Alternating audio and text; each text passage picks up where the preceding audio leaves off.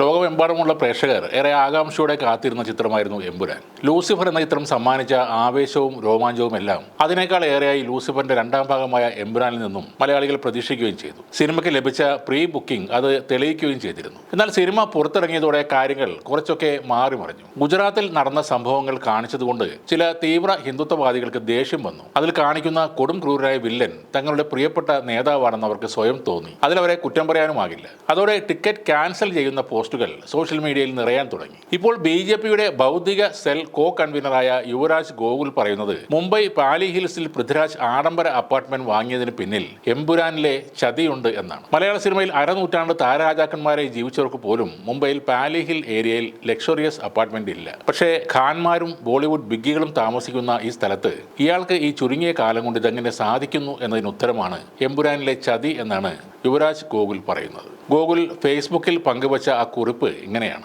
എമ്പുരാൻ കണ്ടില്ല, എടുത്ത ticket cancel ചെയ്തിരുന്നു. അറിഞ്ഞിടത്തോളം സിനിമയിലെ വില്ലന്മാർ ആഭ്യന്തരമന്ത്രി, ഇന്റലിജൻസ് ബ്യൂറോ ഒക്കെയാണ്. നായകനാണെങ്കിൽ ലഷ്കറെ തോയ്ബയുമാണ്. 6 മാസം കുത്തിയിരുന്ന് ഒറിജിനൽ സ്ക്രിപ്റ്റിൽ പണിയെടുത്ത വാര്യൻ കുന്നന്റെ ജീവിതശൈലി അന്വേഷിച്ചാൽ അതിന് ഒരു ഉത്തരം കിട്ടേണ്ടതാണ്. മലയാള സിനിമയിൽ അരനൂറ്റാണ്ട് വാണ താര രാജാക്കന്മാരായി ജീവിച്ചവർക്ക് പോലും മുംബൈയിലെ പാലി ഹിൽ ഏരിയയിൽ ഒരു ലക്ഷറിയസ് അപ്പാർട്ട്മെന്റ് ഇല്ല. പക്ഷേ ഖാൻമാരും ബോളിവുഡിലെ വലിയന്മാരും താമസിക്കുന്ന സ്ഥലത്ത് ഇയാൾക്ക് ഈ ചുരുങ്ങിയ കാലം കൊണ്ട് ഇതെങ്ങനെ സാധിക്കുന്നു എന്നതിന് ഉത്തരമാണ് ഈ എമ്പുരാനിലെ ചതി. ആ സിനിമയുടെ പോസ്റ്റർ ഒരു ദിവസമെങ്കിലും ഷെയർ ചെയ്തതിന് മാപ്പ് ചോദിക്കുന്നു. ബാക്കി പിന്നീട് എഴുതാം, കുറച്ചുകൂടി ആധികാരികമായി വിവരങ്ങൾ ശേഖരിച്ച ശേഷം. ഇതാണ് BJPയുടെ ഭൗതിക സെൽ കോ കൺവീനർ ഇട്ട പോസ്റ്റിൽ പറയുന്നത്. ഇന്ത്യയുടെയും ഗുജറാത്തിന്റെയും രാഷ്ട്രീയ ഗതി തന്നെ മാറ്റിമറിച്ച ഗോദ്ര കലാപം അരങ്ങേറിയിട്ട് 23 വർഷങ്ങൾ കഴിഞ്ഞു. ഗുജറാത്തിലെ ഗോദ്രയിൽ സബർമതി എക്സ്പ്രസ് തീവണ്ടിയുടെ S കോച്ച് കത്തി 59 പേർ വെന്തുമരിച്ച സംഭവമാണ് ഗുജറാത്തിലെ വർഗീയ കലാപങ്ങൾക്ക് തുടക്കം കുറിച്ചത്. ആ സംഭവം വീണ്ടും പറയുന്നതാണ് ഇപ്പോൾ സംഘപരിവാറിനെ ചൊടിപ്പിക്കുന്നത്.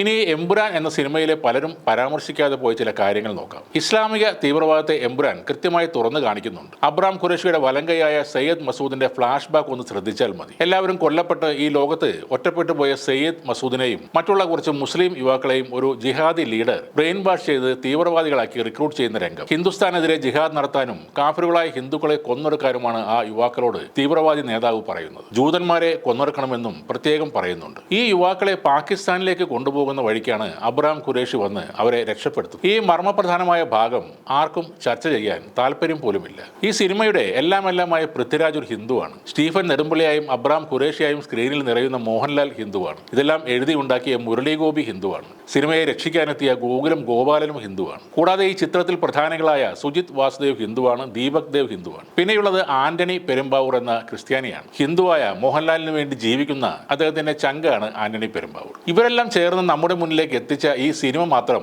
എങ്ങനെയാണ് ഒരു ജിഹാദി സിനിമയായി മാറുന്നത്? ഇവർക്കൊന്നുമില്ലാത്ത എന്ത് മതവികാരമാണ് സംഘമുത്തങ്ങൾക്ക് മാത്രമായി ഉള്ളത്? സിനിമയെ സിനിമയായി കാണാൻ പറയുന്ന MT രമേശും സിനിമ കാണുമെന്ന് പറയുന്ന സംസ്ഥാന അധ്യക്ഷൻ രാജീവ് ചന്ദ്രശേഖറും ഒക്കെ ഹിന്ദുക്കളിൽ പെടുന്നവരല്ലേ? സിനിമ വേണമെങ്കിൽ കാണുക, ഇഷ്ടമായില്ലെങ്കിൽ തള്ളിക്കളയുക. വെറുപ്പിന്റെ, വിദ്വേഷത്തിന്റെ രാഷ്ട്രീയം എല്ലായിടത്തും കുത്തിക്കയറ്റാൻ ശ്രമിക്കരുത്.